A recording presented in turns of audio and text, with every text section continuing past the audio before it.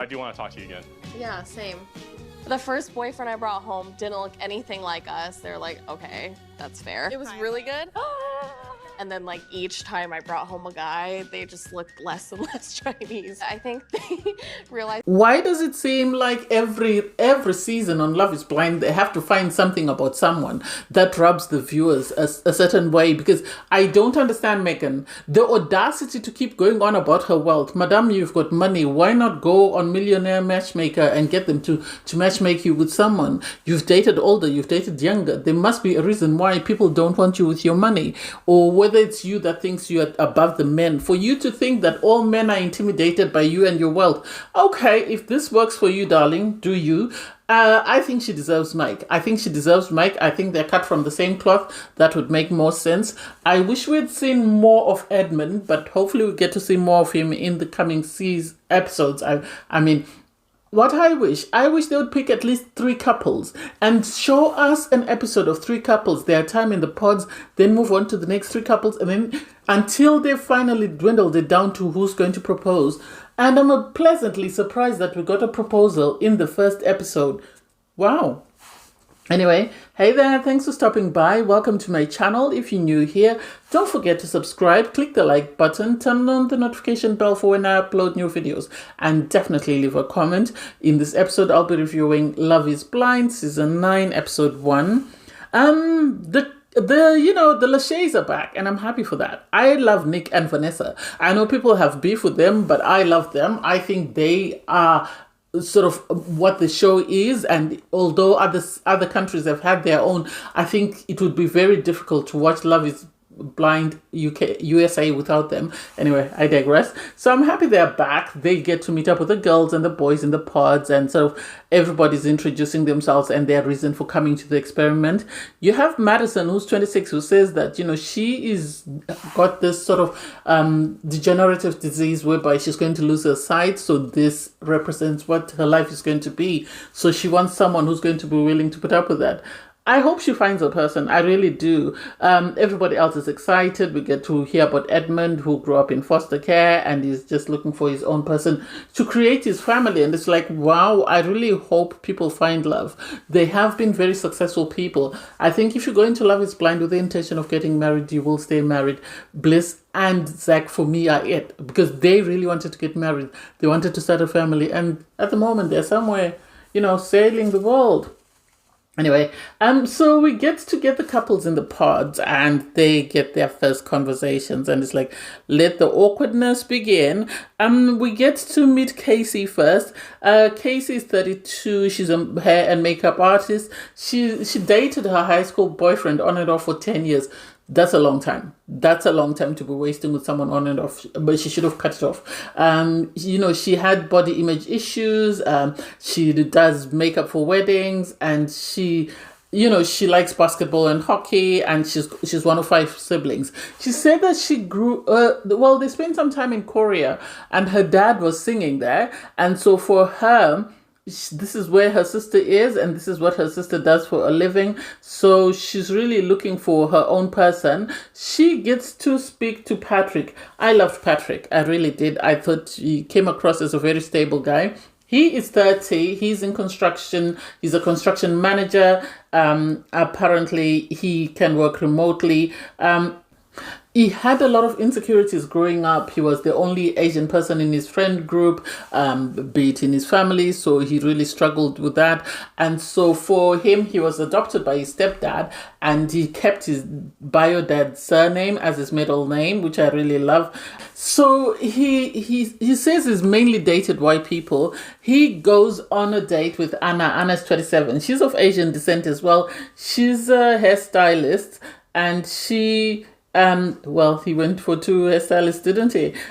She has only ever dated white guys. She said her family wanted her to date a Chinese guy, but all the guys she kept bringing home were further and further away from that. She's got a lot of tattoos all over, so people, they just think she's wild. And then they spoke about the fact that they both come from migrant families, and so for them, they really struggled sort of adjusting. Well, it seems like they struggled adjusting into their communities because there were very few people that looked like them. And so them saying they dated because of proximity, I hope that's the reason and that's just not their type.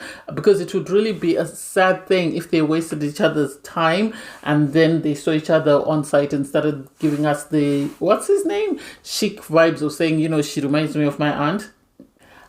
Blake is 32. He's an accountant. He got to go on a date with Anna. She asked him, "Are you religious?" He said no. He said his grandma has been asking him about dating and whether he's getting ready to get married. I think most family members want you to settle down once you're older. He said most of his friends are either have kids or they've settled down. So this is something that he's looking into and just really hoping for himself. I think they would have been boring together with Anna. I think he would have bored her because she seems like she's a very lively person. Yes, with Patrick, she might have made a great couple, but still she seems way too hyper for the guys. We then get to see Miss Megan W. She's 33. Megan. Megan says men are intimidated by her wealth and she wants to make sure that she marries someone who really wants her and not her money. She's dated both younger and older guys and she was in oil and gas, I think she said. And then she's now opened her own sort of company, which is medically driven tech company. She said she's type A, so she really wants things done a certain way, but she's very old-fashioned with old-fashioned values. She had a date with Mike, who's 37, and Mike refused to reveal his age, and it's like, there's no need for you to be all mysterious. He said he's a real estate investor, and it's like, he's giving me pompous vibes as well. So I think both of them, with their pompousness, would really work very well. He said, he's into buying and property. He started off by buying his first property, and now this is all he does. He tries to buy at least one property a year. He wants a relationship that works. He's done with chasing independent girls, and he really wants someone who is all there. And for him, he says, because Megan, is in this situation whereby she owns her own company, she's doing her own thing, he thinks she'd be his type of girl. And it's like, is that it? They both seem very superficial. If they propose, I'm willing to bet now they'll never get married. They really will never get married because they both seem very pompous. And so I wouldn't be surprised if they got divorced.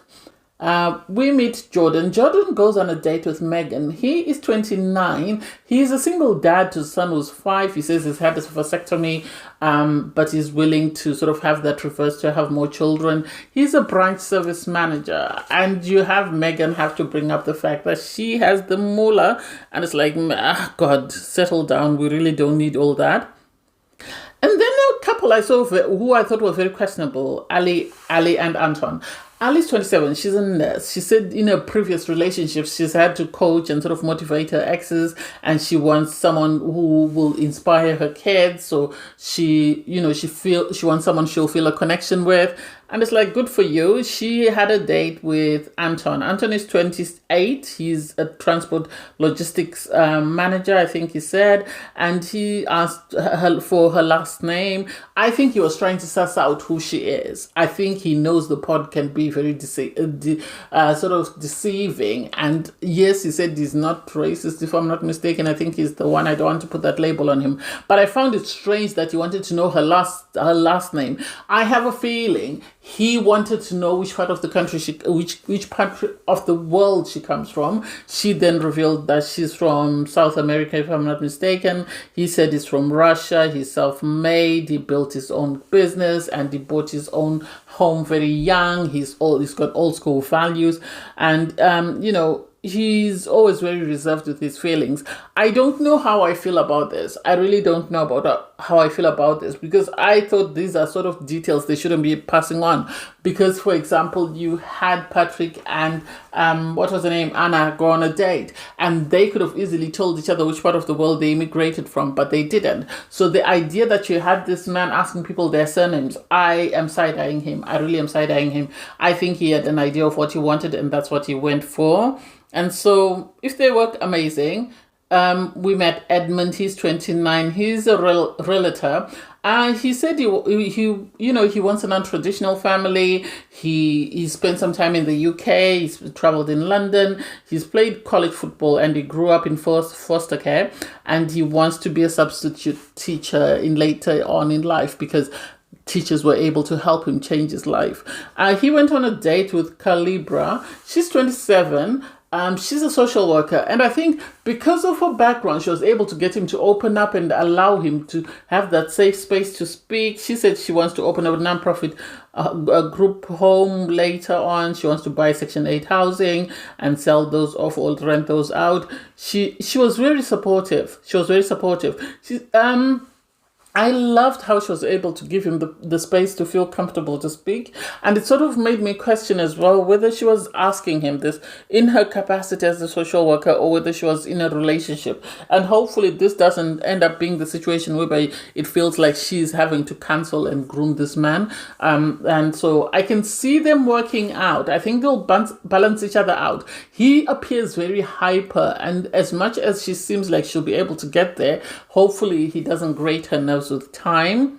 We met Megan, the young lady who said she's going to lose her sight. She went on a date with Joe, who's 27 and is a recruiter. He was in a 5-year relationship, and so he said he's spent some time away from the dating field and is worried that he might not get the girl he wants because of the fact that he lacks the experience that the other guys have. They spoke about their first date and they sort of role played.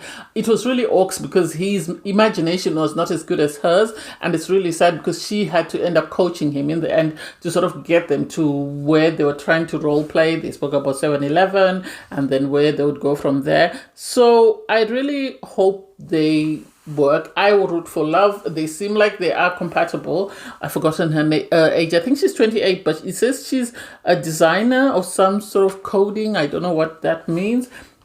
We then had Anton and Ali go on a date. That I found a bit suspect because they went on a date. They had dates back to back. They started talking about their first jobs. They had their first jobs at 15 and 16. They both had to learn English very young, and because of the struggles of learning English, they were bullied for that. And it's like people don't really appreciate how hard it is to learn a second language.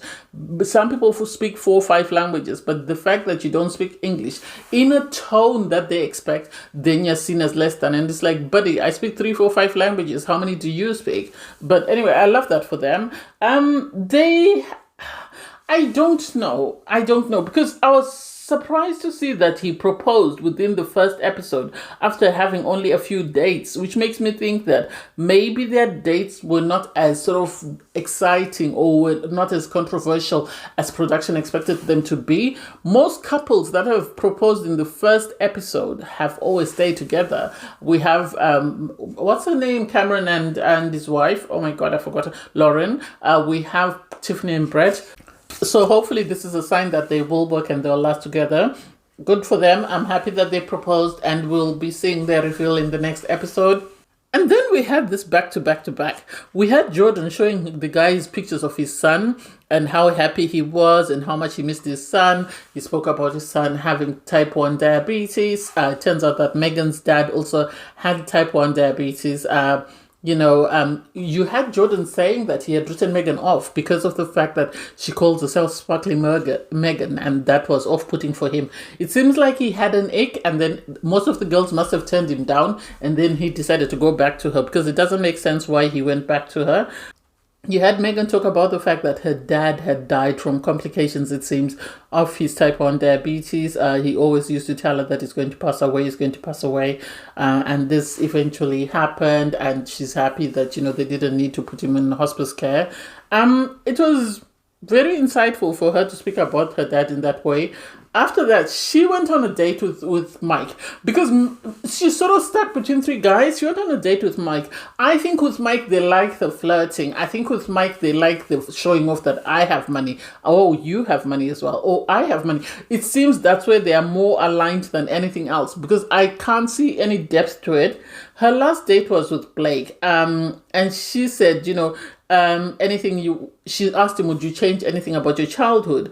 And she spoke about well, he spoke about his dad having liver disease, and he wished he had mended his relationship with his dad before his dad passed away. She then brought up the fact that she had, this tough relationship with her dad, but was able to forgive her dad after he passed away, which hopefully, I think with time, when we lose someone we love, it takes us time to go through that grief. And part of going through that grief is forgiveness. So hopefully they're able to sort of help each other in that way.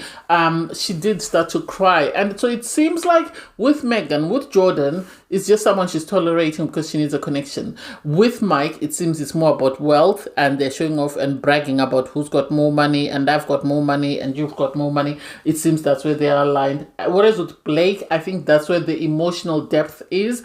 And sadly, Blake is younger than her and the other guys, so I don't know whether that will play out. We then had the first reveal, or we had the first sort of couple to go into the reveal area, and that was Ali and Anton. Ali and Anton, I really hope, because if they've done all this just to play up, then it's really going to be sad, because it seems Ali is really all in, and I hope this man is not all in just because he wants a pretty looking, Hispanic lady, and is actually interested in the girl that he's coupled up with. I can't wait to see what happens in episode 2. Anyway, thanks guys for watching. Please don't forget to like, share, comment, and subscribe. Click on the link in my video to watch my videos from season 8. Bye guys.